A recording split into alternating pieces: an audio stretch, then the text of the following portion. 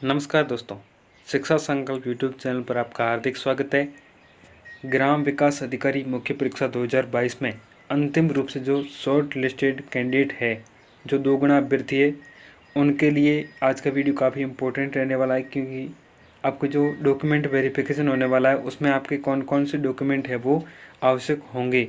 तो आपके सारे डाउट है वो दूर होने वाले हैं। वीडियो को है वो अंत तक ज़रूर देखें। तो आप यहाँ पे देख सकते हैं राजस्व मंडल राजस्थान अजमेर द्वारा ये एक नोट जारी किया गया, जिसमें दे रखे हैं कि आपको कौन कौन से डॉक्यूमेंट तैयार करवाने हैं।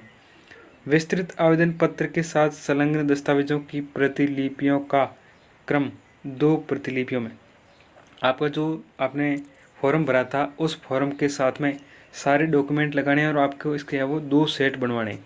आप अपनी सुरक्षित रखने के लिए 3 सेट भी बना सकते हैं, लेकिन कम से कम आपके पास 2 सेट होने चाहिए। सबसे पहले नंबर पर आपको रखना है 10वीं की अंक तालिका एवं सर्टिफिकेट। दोस्तों, 10वीं की अंक तालिका और सर्टिफिकेट, पहले जो अभ्यर्थी पूर्व में मतलब 10th कर चुके हैं, काफ़ी पुराने हैं, तो उनके लिए ये है कि जो सर्टिफिकेट है वो मार्कशीट से अलग आता था, लेकिन उसके बाद में है वो साथ में ही आता है। उसमें ये लिखा हुआ है कि 10वीं की अंक तालिका और प्रमाण पत्र, उस हिसाब से मार्कशीट पर भी लिखा हुआ है, आप आसानी से चेक कर सकते हैं। उसके बाद में 12वीं की अंक तालिका एवं सर्टिफिकेट, ठीक है।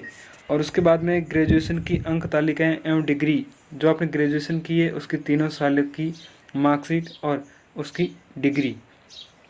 उसके बाद में है अन्य शैक्षणिक योग्यता अगर हो तो। अन्य शैक्षणिक योग्यता अगर आपने फॉर्म भरा था उसमें आपने दर्शाई है, कोई आपकी है वो एक्स्ट्रा में कोई योग्यता है, तो आपको है वो उससे संबंधित भी डॉक्यूमेंट आपको इसमें लगाने हैं। और अगर आपने नहीं दर्शाया है तो इसमें है वो लगाने की आवश्यकता नहीं है।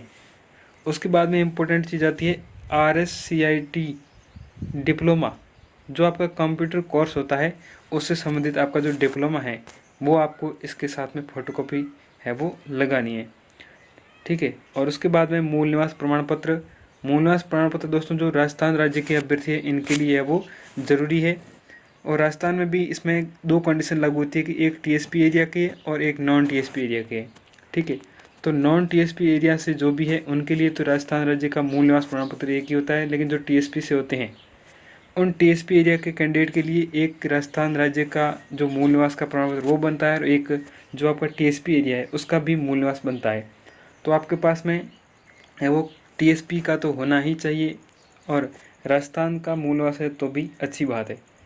उसके बाद में जाति प्रमाण पत्र, जो भी OBC SC ST जो भी है उनके लिए जाति प्रमाण पत्र, और जो EWS है उनका EWS का सर्टिफिकेट, ठीक है। और उसके बाद में है अंतिम शैक्षणिक संस्थान का चरित्र प्रमाण पत्र, जहाँ से आपने अंतिम जो चाहे डिग्री की हो, ठीक है। तो अंतिम शैक्षणिक संस्थान का मतलब है कि जहाँ से आपने रेगुलर की है। जैसे मान लीजिए कि आपने वो अभी तक केवल है वो ग्रेजुएशन की है, ठीक है, और उससे पहले आपने 12th की थी, तो उसके बाद में ये जो ग्रेजुएशन है आपने प्राइवेट की है, तो आप है वो अंतिम शैक्षणिक संस्थान के रूप में 12th की जो भी आपकी स्कूल रही उसका जो चरित्र प्रमाण पत्र है वो लगा सकते हैं। उसके बाद में आपका पहचान पत्र, और उसके बाद में आय प्रमाण पत्र। यदि आवेदन पत्र में आय 2.5 लाख रुपए से कम लिखी हो, तो अगर आपने जो फॉर्म भरा था उसमें आपने आय में है वो 2.5 लाख रुपए से कम में अगर आपने यस किया है, तो आपको है वो आय प्रमाण पत्र जो 4 पेज का आता है वो आपको है वो तैयार करके देना पड़ेगा, ठीक है।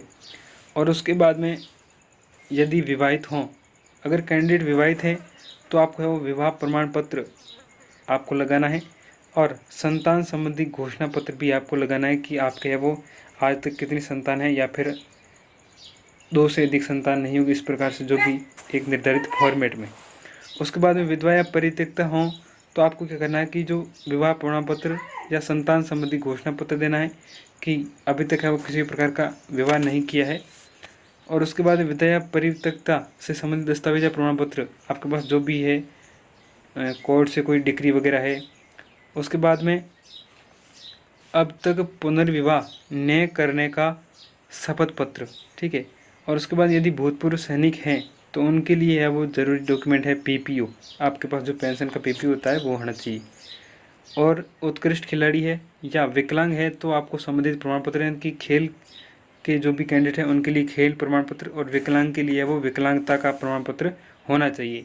तो उपरोक्त दस्तावेज या आवेदन पत्र में किसी भी प्रकार त्रुटि होने पर संबंधित त्रुटि हेतु शपथ पत्र, अगर आपके इन डॉक्यूमेंट में किसी प्रकार कोई मिस्टेक है, स्पेलिंग में है या फिर किसी और तरह की मिस्टेक है, तो आपको जो शपथ पत्र मतलब कि स्टाम्प पर है वो आपको शपथ पत्र टाइप करवा करके है वो इसमें लगाना है।